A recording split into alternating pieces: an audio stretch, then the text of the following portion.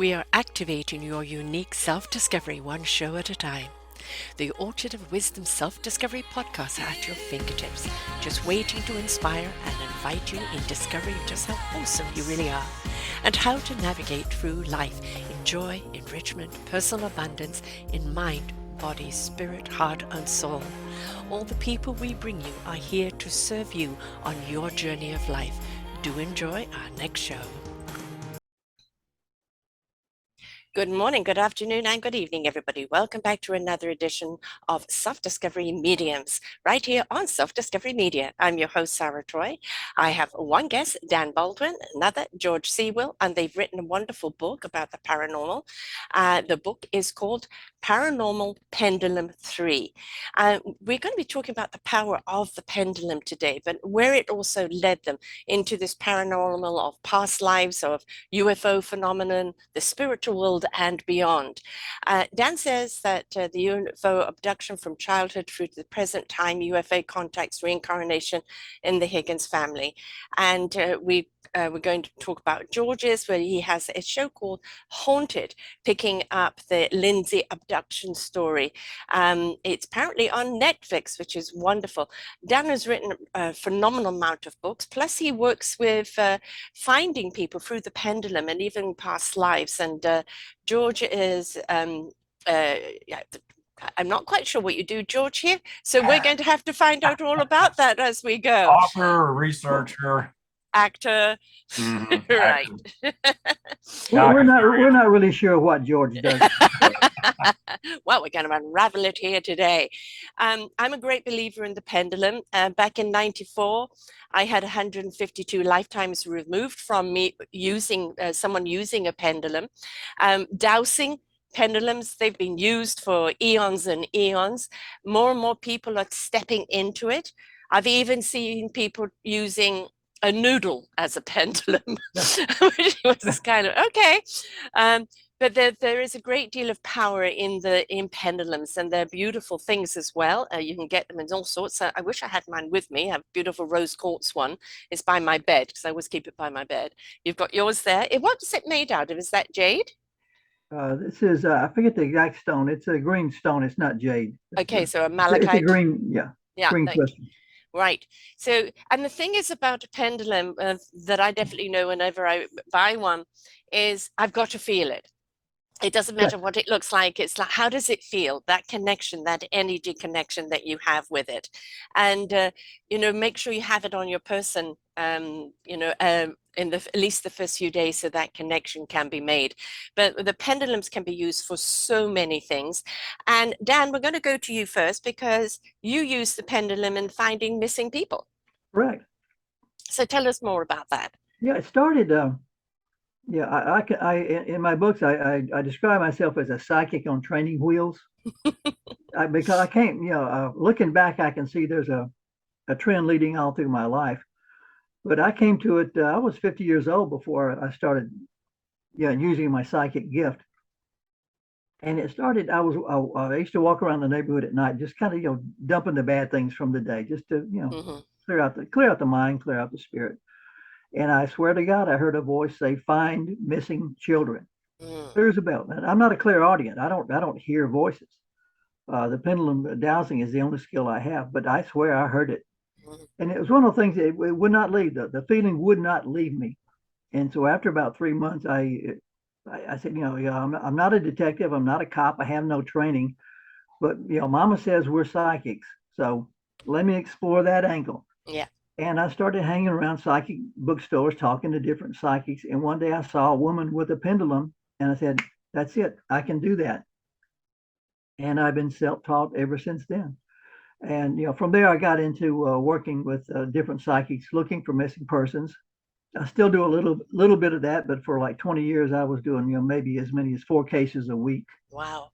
Oh, it's kind of sad to think there's 4 cases a week of missing children, isn't it? The number of missing peoples daily is staggering. Yeah. It's staggering. Yeah. Doing that led into some friends of mine and I who are mediums. And we said, well, why don't we combine my pendulum skills with your mediumship and we will investigate the other side. So we started going to haunted houses, haunted ranches, haunted mines out here in the Southwest. I'm in Arizona.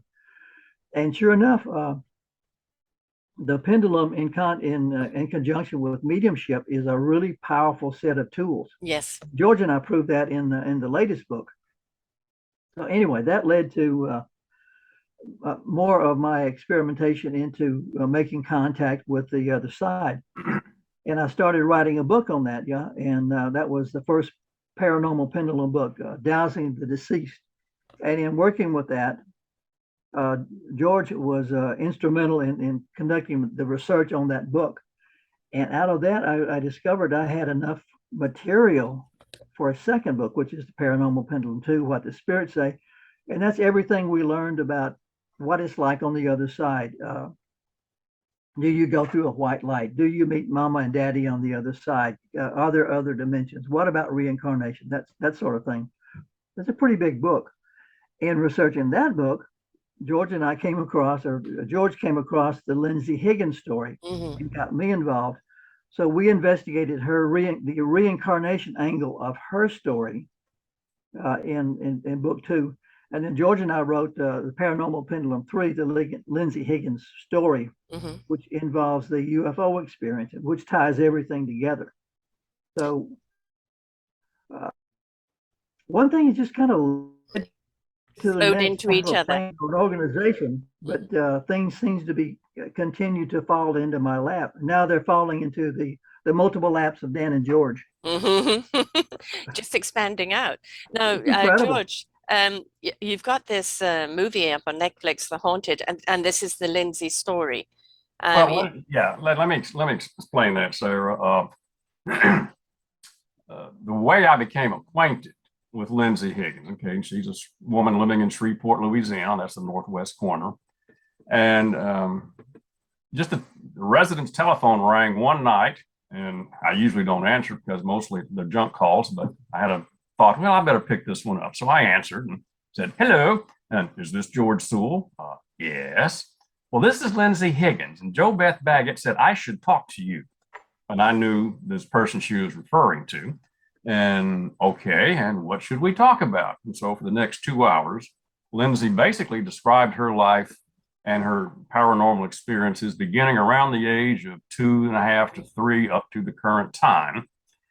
And what was happening is a few days before, she was watching a certain podcast, and they had information about a production company in Los Angeles that was looking for people with a lifetime experience with some sort of paranormal event. And Lindsey has been sitting on her experiences all of her life. There was no other than 1 or 2 fairly close friends who would put up with her mentioning it.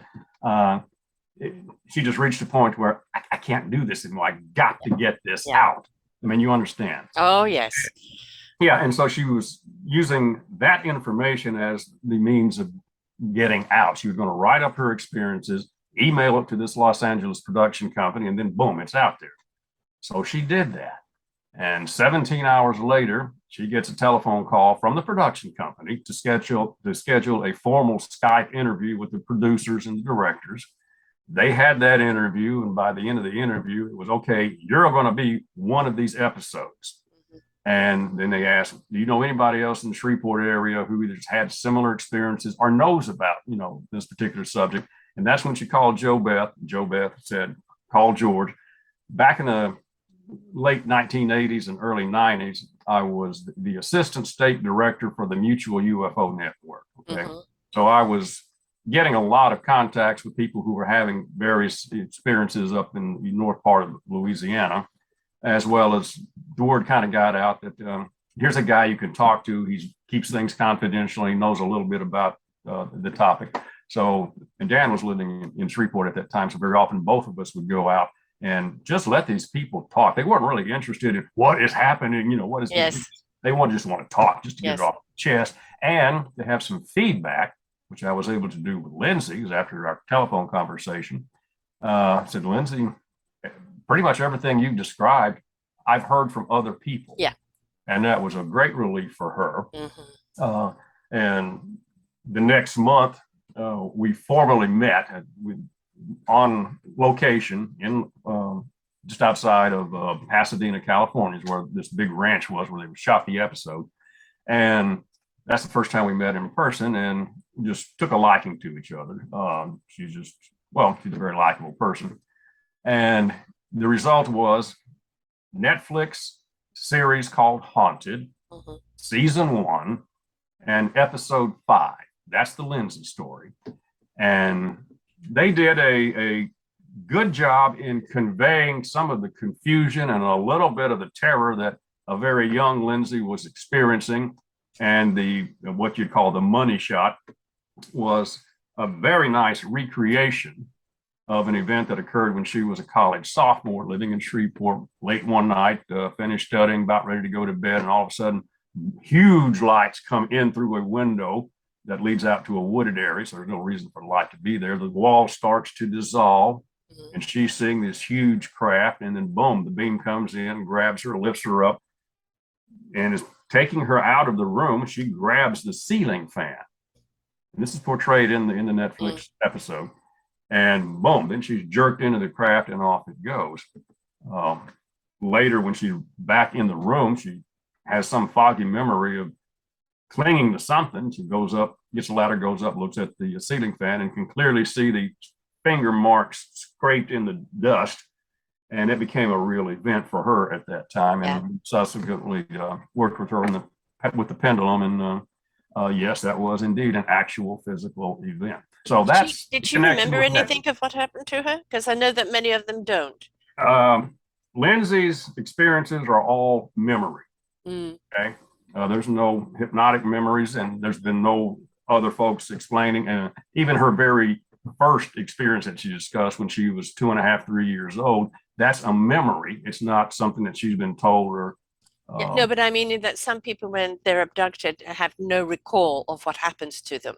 So does she recall what happens to her beyond being actually abducted? Well, I can only say that when she describes it, she's remembering it. Now, if there's something she don't remember, she can't describe them. Right.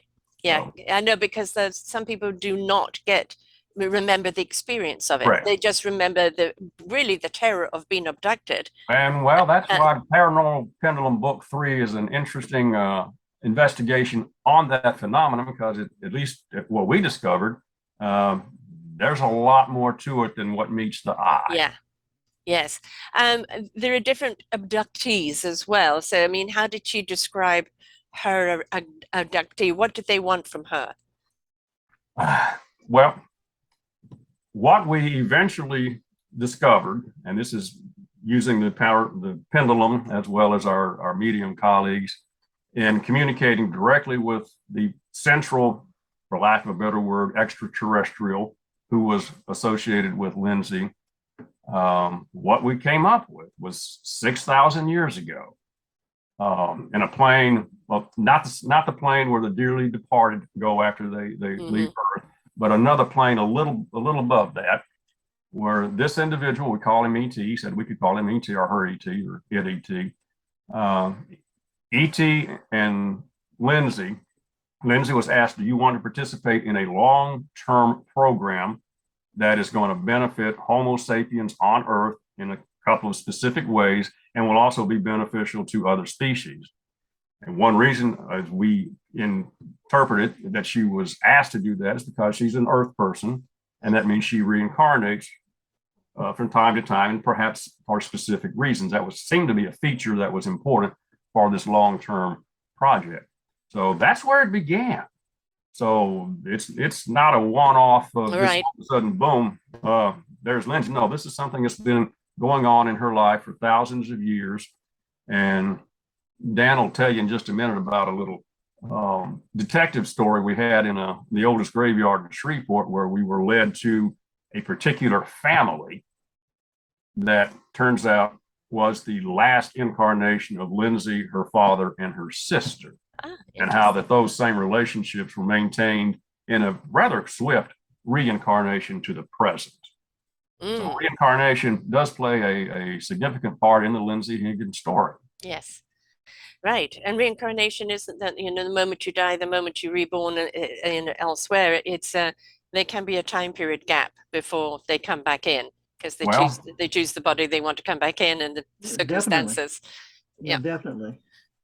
So yeah, very, very interesting. I relate totally to, the thousands of years, because I came here for a reason to ignite heart and souls. That was my job. yeah, I remember absolutely. who I was, what I was. I know I had to give up my body, my world that I knew, and come in and do that. And I know that I've done it for a long time, and then lost connection with my spiritual self, and had to find myself persecution, torn and corded, all of Sure. that, and then had to find myself way back to my spiritual beingness. So it's very, very interesting. People think they have just one life and that's it. We're not. We're made it. We keep coming back for a purpose, right? Well, For a lesson. let me pass on this observation where we add a bit of dimension to what you just described.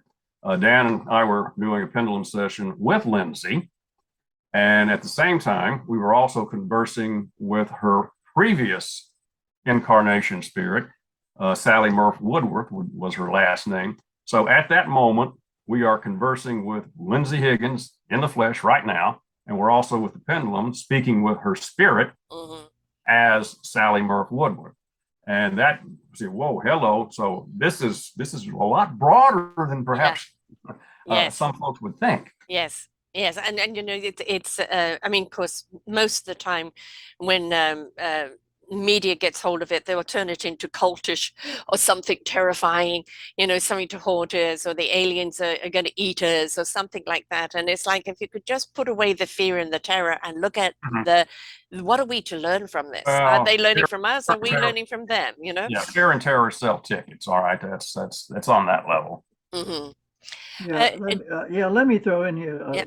I've been doing this for more, a quarter of a century, and George and I have been doing this for years in this specific area, and we have never had what you would consider a very negative experience. Not one. I mean, I think that's because when we approach any given topic, and especially reincarnation or UFOs, but especially contact with the spirit world, we go in with a positive attitude.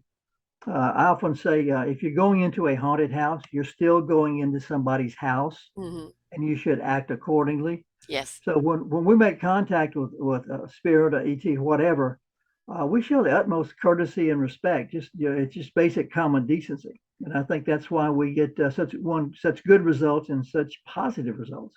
That's obviously, kind of similar to what we call white light around you. Exactly. Yeah. And when I was young, my whole spiritual world, I mean, I'm one of these people that played with dead people when I was a child. I've been a multi-dimensional traveler. I've had experiences I talk about that I couldn't possibly have had in this lifetime, in this earth.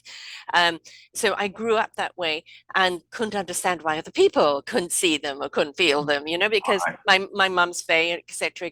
And she kind of, I won't say allowed it, but bought into it a little bit, but didn't know quite to the extent, because you do learn to be quiet. Because people do look at you rather oddly. But at one time I was opening up that veil way too much without protection, and I ended up being possessed. And I had 5 people trying to hold me down as this person is possessing me. And believe me, they were football players. They didn't believe in a thing like this. And they're literally seeing me while on top of the bed. And I know at that time, I was being too investigative without protecting myself. And I was young, I was 19. So, I was not looking after that protection. But when you do kind of have that protection around you, you are protected so that you can do this work. You can open up these veils safely without worrying about it. And, I think people see or hear the stories of possession and think it's all like that, and it isn't. I was foolish. I didn't protect myself enough. Lesson learned. But when you do protect yourself, and that's just really kind of just that white light of protection, and then you can go in and open up those veils and see wondrous things without fear, and there isn't the fear on the other side. All right. Yeah, that's a key step in my several of my pendulum books are basically how-to books. Especially Paranormal Pendulum 1, how to communicate with the deceased. But the protection is an essential step in any process, and it's a simple step. It's there's no woo-woo. Yeah. involved. It's just a simple, basic step of perception, and the white light is one of the best ways to do it. Mhm.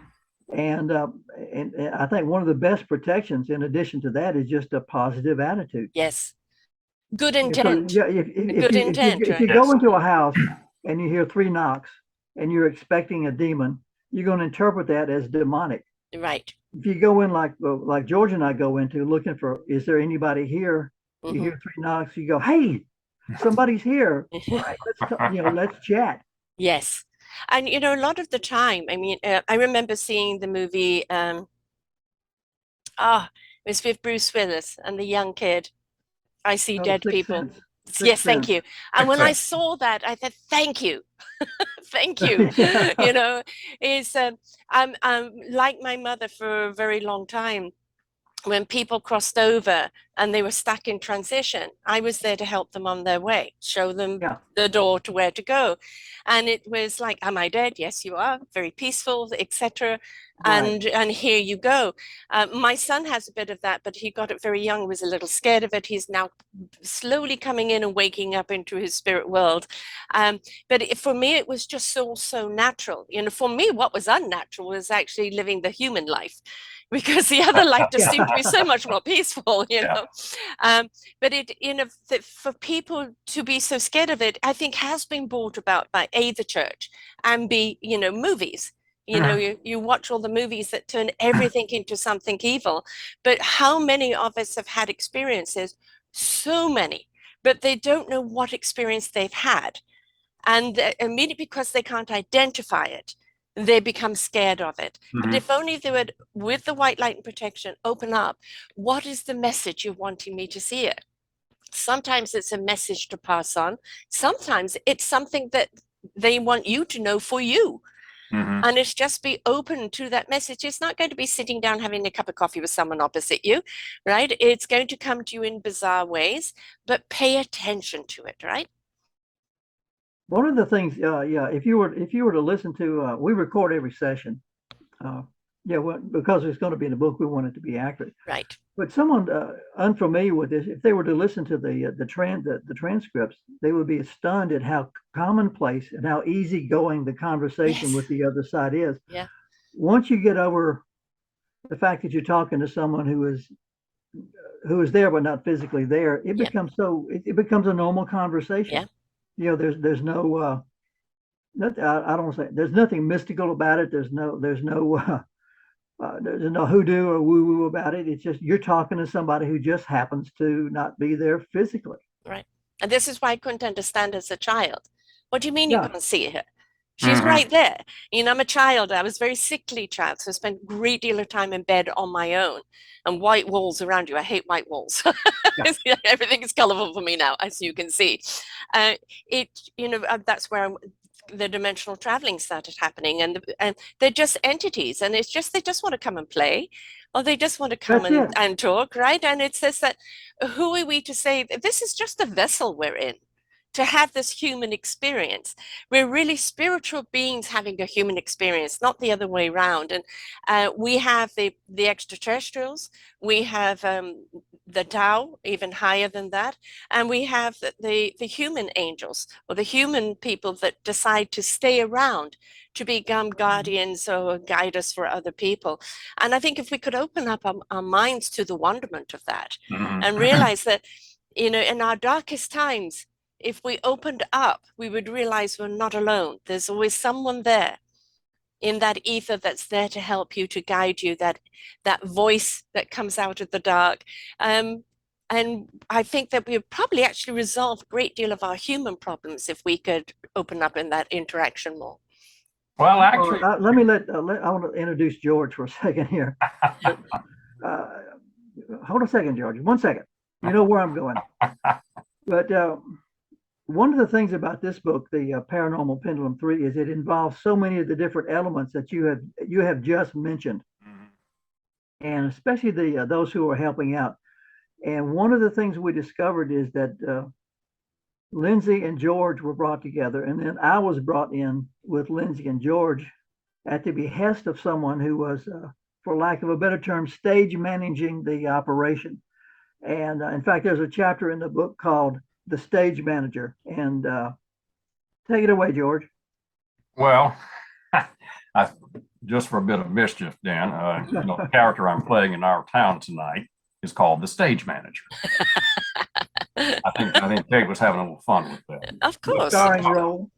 But what Dan's referring to is that once we begun the project, we began to realize that there are a lot of other entities or interested parties in what we were doing and had information for the book.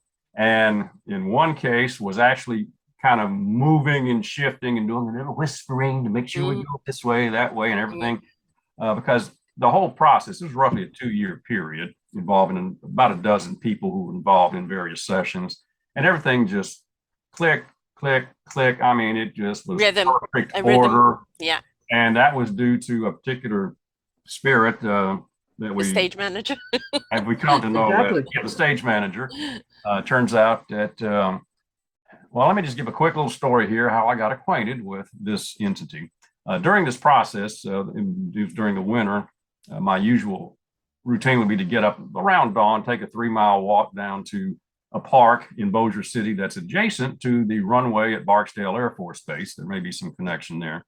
But one morning, the baseball field at the park was heavily frosted. It was just glistening in the sunlight. It's just really pretty. So I took a picture with the phone, put it on Facebook as a scene on this morning stroll, and got a lot of comments coming back. George, what a beautiful baseball field, but what's that blue tennis ball doing?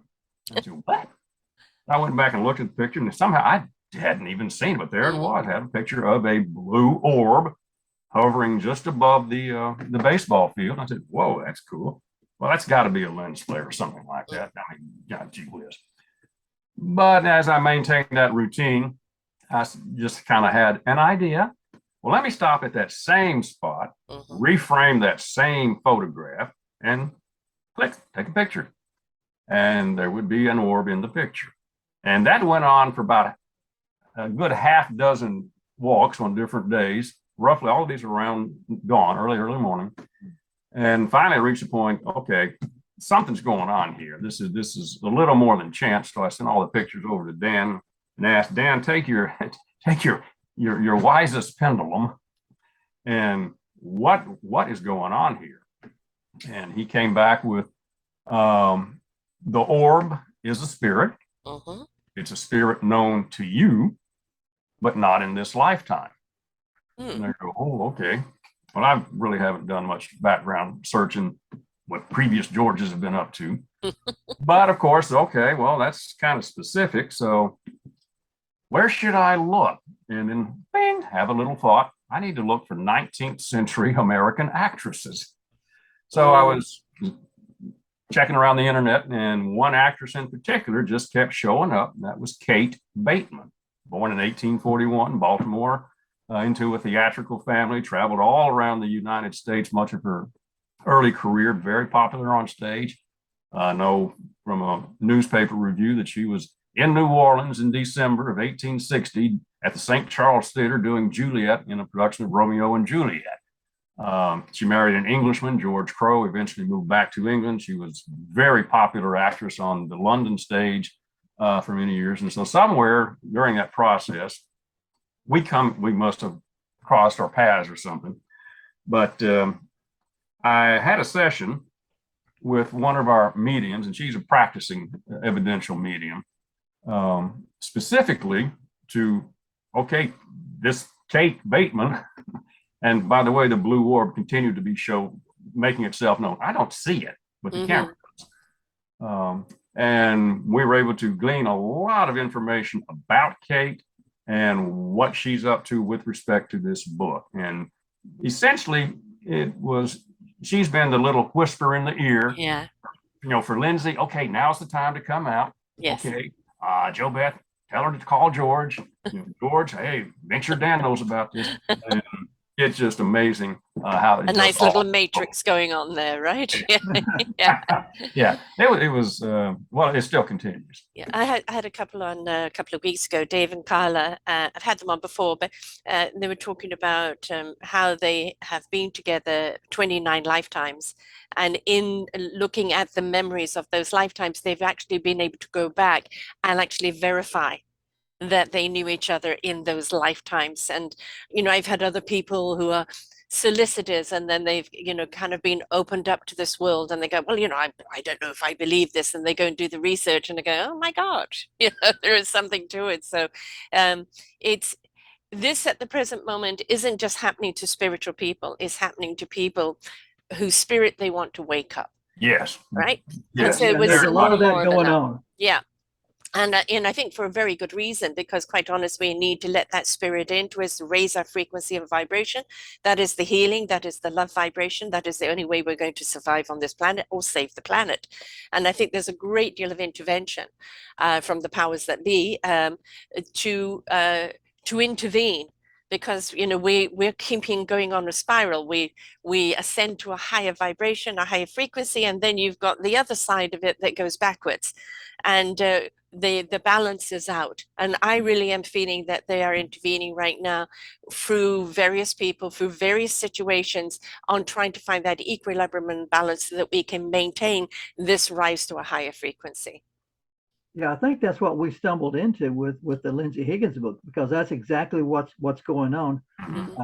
As I mentioned earlier, before we started, one of the reasons George and I are so strong behind this book is that we want to get her story out there, because there are so many people in her position who have had these experiences, but they're scared to come out and talk about it, and they need to talk about it. And I don't mean in a psychological, you need to go to the doctor type talk. Right. They need to talk to people who can understand what's going on. Well, that's their purpose. Their purpose is to get it out so other people will open up, and we'll realize that this is actually not a freaky thing. It's actually quite a normal occurrence. We can all have it. It's more normal than the other beliefs. Exactly. That's it. That's her purpose, is to get it out. And you're carrying it on, and we're carrying it on here. So it's to let other people know this isn't something awful that's happening to you. This is something enlightening that is happening to you, and it's happening for a reason. What are you meant to do with it? Because it is the lesson or the ignition for other people to ignite their own heart and souls, right? Yeah. Don't hide from it. Embrace it. Mm-hmm. Embrace it and spread the word. Tell these people, you're not alone. I mean, I've lived a lot of my life where I've had to kind of hide who I am or what I am. And, I tried living into that human expectation and failed horribly, and had, all the time, it's like, just be you. And then it kind of even lost me for a while, where I couldn't even kind of hear my soul, and then came back with a vengeance. And this is the reason I do what I do here. I've been doing this 10 years. It is to give that platform for people who have had this experience. And believe me, there are people, conduit writers about Atlantis, people are writing about other people's lifetimes, and it's come through them. These are ordinary people who never would have thought to have these kind of experiences, and they've opened up to them. And I have 18 different genres, so it's all business and everything, but it is based in igniting your heart and soul in everything that you are and everything that you do, allowing yourself to open up to all the wonderful energy that is going to come through you and lead you to your meaningful purpose, whether it is to open other people up to those possibilities, or a different purpose that you have. But this disconnection that we have from the universe and from past lives or from other lives is a doctrine that's been passed down for thousands of years, a lot from the church. Oh yes. And now we're just saying, no, anybody can channel, anybody can open those channels. Just open those channels with that white light and good intentions, and allow what to come through you, because what comes through you is for you and for everyone else around you. So I'm glad you're doing this, because it's really is by sharing her story. I mean, I'm sharing what you guys are doing. You started this at 50, Dan. It woke you up, tap, tap on the shoulder. Hey, this is the direction you're going in. I don't know how long it's been. Yeah, well, I call it the cosmic 2x4. Are you hearing me now? When was that for you, George? I've been interested in the subject all my life. So there wasn't a specific moment. It's just the older I get, the more awareness I have. Yeah, more foot to the pedal, right? Yes. So that would be the best description. Now, I am a definite skeptic, but I'm very open to the information. I'm very open to the data. And there was this moment in the research for this book, Paranormal Pendulum 3, where I was just kind of stepping back and going, whoa, wait a minute. We're getting all this information from the pendulum, and other people than Dan and myself have held the pendulum. So we kind of cross-check the information. Our two mediums often will corroborate something the pendulum has. So we were always looking to validate the information and be comfortable enough with it to put it in the book. And of course, when we're conversing with ET and the mediums are getting their impressions of what ET is truly like, and it's not nothing that is in the popular culture. Right. I was, well, wait a minute.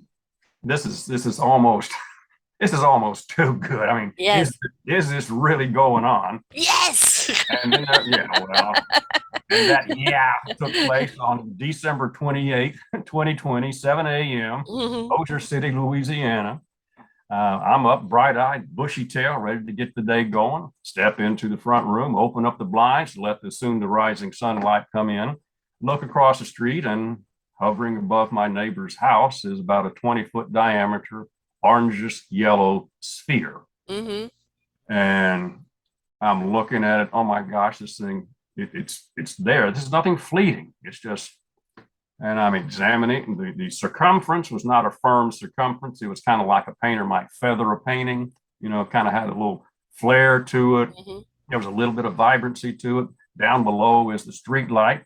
It's a light pollution bulb, so it's got a similar yellow orangish light. Okay, got that. In the distance, there are a few streaks of the pre-dawn light in the sky. So I've got lots of reference points and studying the hell out of this thing. And finally reach a point where I need to do something. Now, what would George usually do? Click a camera. Get a camera. Step out on the front porch, look at it directly rather than through the window. But what did George do? Feed the cats. Got some porch kitties. Okay, it's time to go feed the cats, make a cup of coffee, walk back by the window. It's gone. Then click. Okay. Yeah. All right. Not only was this real, but there was a whole lot of information presented. Yeah. And at that moment, I realized that, okay, I've had a taste of what is called alien apathy. And that's the description when somebody has some sort of encounter, if you will, but their response is different from what they would be expected to do or what they themselves would expect to do. And that's a little whiff of, okay, George, this is one way that we're communicating. It's real soft, it's real subtle, and you won't even be aware of it until it's over. And I was meditating on the whole event that evening because this just validated everything in the book. Okay, yeah, George, this is real. Can we get this any more clear to you? Yes. And the information. What more do you want? Well, the phrase diplomatic reveal was presented, and that summed it up beautifully. It was a diplomatic reveal. So in my mind, okay, yeah, this is all genuine. Let's go for it because we got a lot of support. They really want us to continue. It's different for you, Dan? What just hit me was George and I have finished this book here, but I think we're being led along a path, and I think I don't know where that's going, but I'm now playing the game of I step out at night, look up into the stars, and I'm going, what's next? Another book, because another story is coming to you. Yeah, there's another story coming. George and I are having some interesting UFO and related experiences. I don't know where it's going, but I think another door is opening up. Yeah. And this time it won't be somebody with past lives, it will be an entity. This time it will be, okay, you've proven yourself that you believe and you're open. You've seen the evidence of us. You've had a taste of who we are, and now we need to tell you more. So that you can tell more. So I feel that your next book will be a particular entity that is now, I am going to reveal more, one-on-one with the two of you. And this is your next book. This is now, the people are now ready to hear this next chapter. And it won't be past lives. It won't be anybody from this planet whatsoever. Well, we're working on it. Again, we're doing a lot of research, and the way we work is we don't predetermine where we're going. We just follow. It's been predetermined for you. It's like a CSI program. We follow the evidence. Yes. And we're right now we're following two related but very diverse angles of the same story, and we'll just see where that turns out. But we're in the research phase now, but I think it's going to be real interesting. I'm just, Well, I know that what's next? they choose certain people to be the revealers. Whether it's the conduit writing or whether it is, being able to speak about it openly, but they choose certain people because they want it to be represented in an honorable way and not somebody sensationalizing it. Mhm. So, That's an excellent point. so Yeah. it is having people that you see me. We've already proven ourselves to you. You know we exist. Now the next lesson is what you need to know, because in getting that information out there becomes that solution that we as humans need for our next evolution. And they have it. We're on the brink of it, but we're not quite there. And so that clarity needs to come. And this is what I said about them stepping up and intervening. They're going to choose certain parties Mhm. to be that intervention. Yeah, like in the diplomatic reveal, Mhm. I had an impression. Well, obviously, it was very specific to Yes. me, directed for me, Yes. and there was a reason. Yeah. And back when I was chatting with people in North Louisiana, back in the late '80s and early '90s, very often they would speak of that this was a very personal experience. And at the time, I really, okay, I'll accept what you're describing. I'm not sure what that means. Well, now I know. Yeah. And it's interesting because, as I said, in this lifetime for me is I was reawoken into my spirit because it had been suppressed for the last 50 lifetimes. There was a vow of poverty, there was persecution, burnt at the stake, you name it, for, being the soul and heart ignited, considered a witch. So I went through all of that. And I know that what it did is suppressed my spirit. But in this lifetime, and I think, I was, because I became very sick at the age of 2, and I've had health restrictions all my life, and I know why they were given to me. I have a great deal of passion and a great deal of exuberance in what I believe in, and I know some of the illness was given to me to dampen that because humanity wasn't ready for it. But it was also to take me into these other realms, these other dimensions of understanding, and it's kind of been revealed to me of my origins. I've just written my book and my memoir. My second book will be on my origins, because now they're pouring those origins into me of where I came from, what I was asked to do, what I had to give up, which was my entire existence from where I came from, to come with all my intellect into the human realm for a reason. But I maintained who I was on the inside for a very long time until it filtered down over the centuries. And it's so interesting as this has come up now, because now it's opening up so much more. And we have to be open, and we have to go through certain things to get to that openness in order to receive. And one of the things is get out of your head, right? Get out of your head, because when your soul and heart speak to you, that soul's wisdom speaks to the heart in truth. It lifts the spirit into action, and the mind will know what it needs to know when it needs to know it. And if you don't look at it from an intellectual point of view, but you look at it from a soul, heart, spirit's wisdom point of view, you then understand the intellect of it. Yeah, one of the hard things for me to handle is when I'm talking to people about our experiences, and you can see the wall go down in front of their faces, like, I'm not ready for that. Right. And I want, it's a, they're the seed is planted, though. The seed is planted. They're invested in a belief system. Yeah. That's holding them back. Yeah. And I try to tell them, your belief system is just holding you down. Yeah. There's a incredible universe out there. And There's it's wonderful. incredible knowledge that you could have if you just opened your mind. Yeah. Yes. And, we've got to understand that doctrine is not only being in this lifetime, it's not only ancestral hereditary, it's past life DNA doctrine, and so we're peeling back the layers. And my daughter she was terrified of the night, fierce little thing in the day. But when it came to the night, she couldn't sleep in the dark. She couldn't even sleep alone. I'd find her by my bed or crawling into bed with me. And I took her to a hypnosis, and they hypnotized her. And she was about 4 or 5 at the time. I was in the room, I was watching her face going through all these reactions. And we discovered that at least on 2 lifetimes, she'd been abandoned in the dark. And I was able to explain when she came out. Now you understand that that's not you. You're not being abandoned. It was who you used to be. And she got that. And after that, it was not I could sleep with the light on, and soon in the dark, and that ferociousness who she was as a child is in all aspects of her life now. And it was for her at that stage, okay, all right, no, that's not me, so I don't need to take it on. She was an innocent, beautiful soul that was willing to accept that. And I think because I'm a spiritual being, there's a lot that she still does accept. But for so many people, that doctrine of you can't believe, or you're going to go to hell, or the church to this, or it's evil out there, it's all the evil, and we've bought into that, and at some point we've got to shut that all out, shut it all down, and open up our soul's channel and listen to the wisdom. It will ignite the heart in the truth. The truth doesn't lie.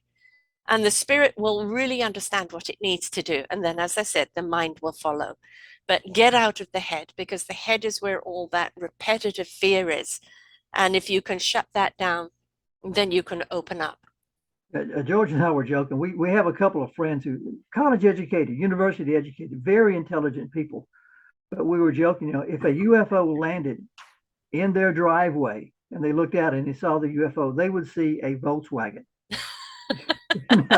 Just because of the belief system. Yes. And people, they've got to get past that. Yeah.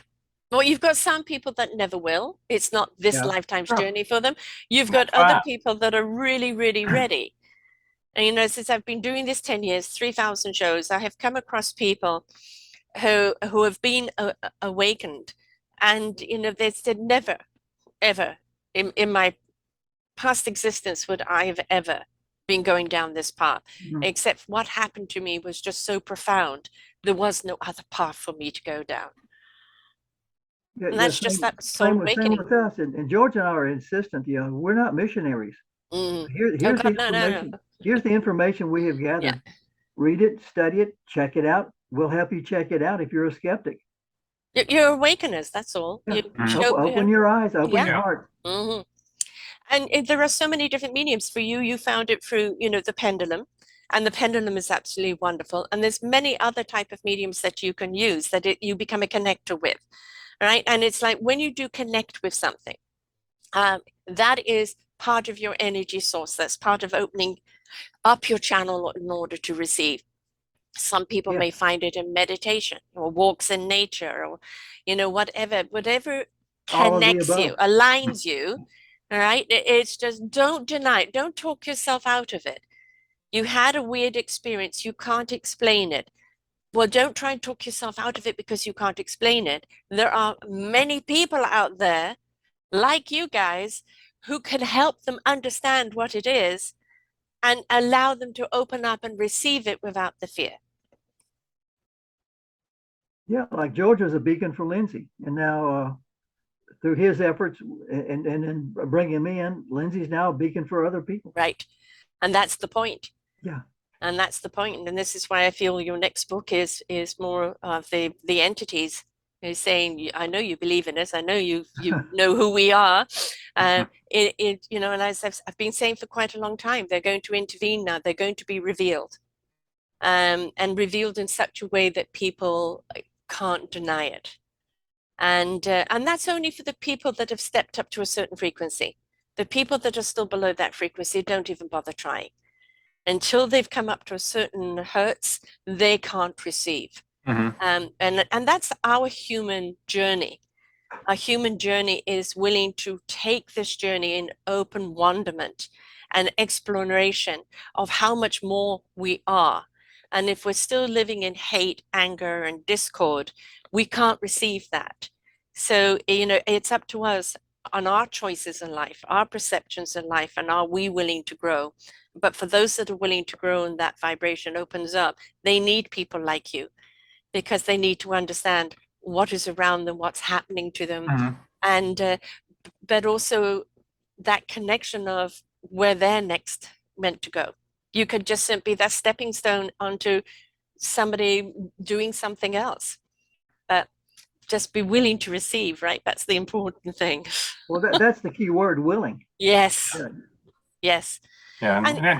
And with this book, Paranormal Pendulum 3, those who will benefit from it they're going to find it in one way Yes. or another. Yes. Okay. So we're not having to push it on folks or you read this and something good. No, Yeah. those who are ready for it will, in their own fashion, they're going to Yes. come to it. They're going to Yeah. find it. And each one is going to awaken in a different way. The aha moment, the connection, that explains that. And once you've shifted that perception, you've pivoted people into looking at the possibilities, then there is no going back for them. Right? Once you get onto this, it's just like you want to know more, you want to know more, you want to understand more. And you realize that how little you know and how much more you want to know. So I'm very excited to see all of these worlds, open up and be revealed, because for so long we've isolated ourselves from that wisdom, from that divine knowledge that's there to show us and teach us and enlighten us. And the more and more we open up to it, and the more and more it is being revealed, the more and more we're actually going to be better human beings. Because I think we're behind on our evolution growth, not technology, but on our societal perception and the way we treat each other. We are behind, and we need help to get to that next level. So this type of thing helps a great deal, for people who've had the experience, or just simply, what is the message? What do they want us to know? But we will let you know as soon as we know. Well, it is kind of quite simple and quite corny. It is be kind to one another. It is love, because that loving vibration, when you love yourself and love life and others around you, you can't knowingly do any harm to anyone, for that will harm you. And that is that frequency. And it's very corny, it's very simple, and it's extremely achievable. But it does mean a great deal of allowing experiences to happen and letting go of preconceived ideas. Well, I can tell you from personal experience, and George can attest to this because he saw it, but once you've experienced the power of real love coming from another entity, and I don't know what the entity, how you would describe it, once you have felt that, it is undeniable. I often travel up into the universe, and it's like you are everything and nothing. You are weightless, you are in peace, you are it is supreme. That there really haven't been words to describe it. It is transcending. Yeah, you're not in love, you're in love. Yes, you are. And that is all, Yeah, you that's the are only way love. to describe it.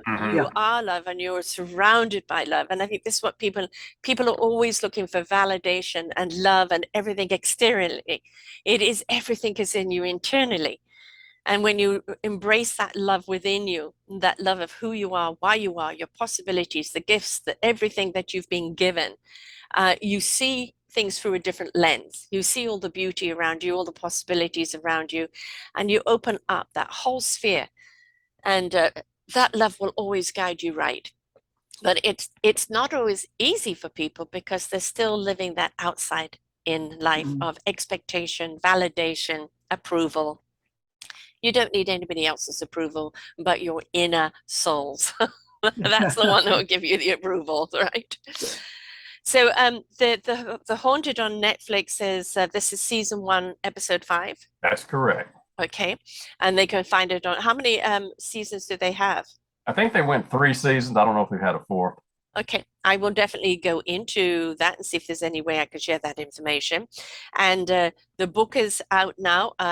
Where can people find the book? The book is everywhere. It's wherever you buy your books normally, you can get it. It's in ebook, it's in paperback, it's in hardback. So if your bookstore doesn't have it, they can order it. You know, Amazon, Kindle, Barnes and Noble, you name it, it's out there. So this book is about Lindsey's story, but your other books is actually in how to use the pendulum and the experiences the pendulum can give you. Yeah, the first in the series, the Pendulum one, is how to use the pendulum technique to communicate with the deceased. It's a very simple, short how-to book. Right. Book 2, what the practical paranormal pendulum, what the spirits say, is all the stuff George and I learned about what it's like making the transition, what it's like on the other side, reincarnation, pets, traveling the light, other dimensions, reincarnation. It's a very thick book about a lot of different subjects. And then the Lindsey Higgins book, Paranormal Pendulum 3, is about her story, about And it doesn't matter which order people go in, though it kind of sounds that maybe even the second one might be a good one to start off with. Well, if you just have a general interest in what it's like on the other side or what happens, book 2 would be the one to go. If you want to learn how to do the pendulum, go to one of the first books, the how-to books. Right. And But then in terms of general knowledge, book 2 would probably be the most popular. Just people who want to know what it's like. Well, there's a lot of people that are awakening that are confused. I don't know what I've seen. I don't know what I felt. I don't want to tell anyone. I joke in my book, that I didn't tell things in the, because this is the 50s and the 60s, because you were scared of the white coats, because they used to put you away for things like that back then. And so it was something you kept to yourself. But rather like a moth to flame, people would come to me left, right, and center for advice as a young child.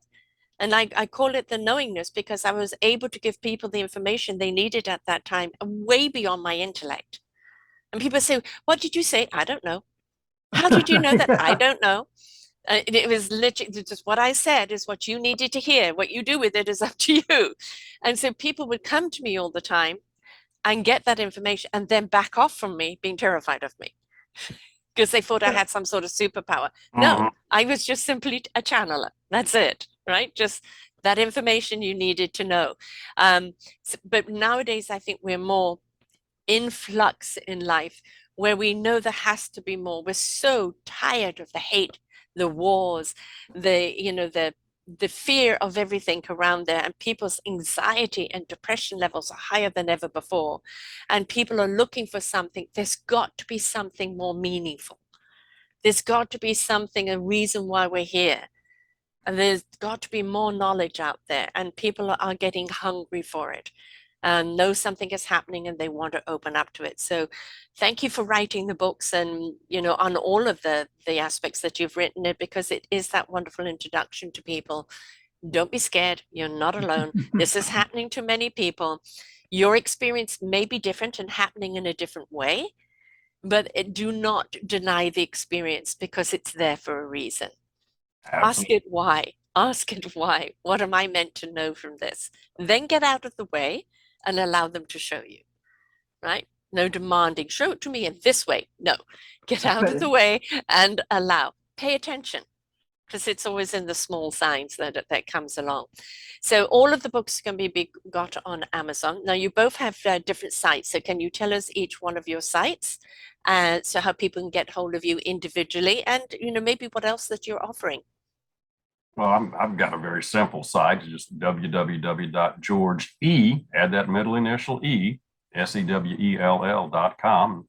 And the name of the site is Habits, Patterns, and Thoughts That Go Bump in the Night, which is also my signature book. Right, wonderful. And that can also be found on Netflix and on your site and everything? Beg your pardon? That can also be found on your site? Your things that go bump in the night? Oh, yes. So I heard the word Netflix, and there's no Netflix on my site. No, it can be found on your site. Yeah. Okay, and for you, Dan? Yeah, my sites are www.fournightspress.com. That's FOURKNIGHTS. Little touch of King Arthur there. Yes. And www.danbaldwin.com. And those are my basic sites, and my email address and my phone number. They're on those sites if they want to get in contact with me. And I've got books on, the Paranormal Pendulum series. I've got the Practical Pendulum. It's a how-to book. I've got a couple of books on psychic detecting. And also, on the side, I do a lot of novels. So you can check those out too. And George, you've got the Habits and Patterns and Thoughts That Go Bump in the Night, a Turning at the Point, a Gnome, a Candle and Me, the Krishmir, and then frequently asked questions about alcohol, drug abuse. Right. Yeah, Dan and I co-authored that one some years ago. Right.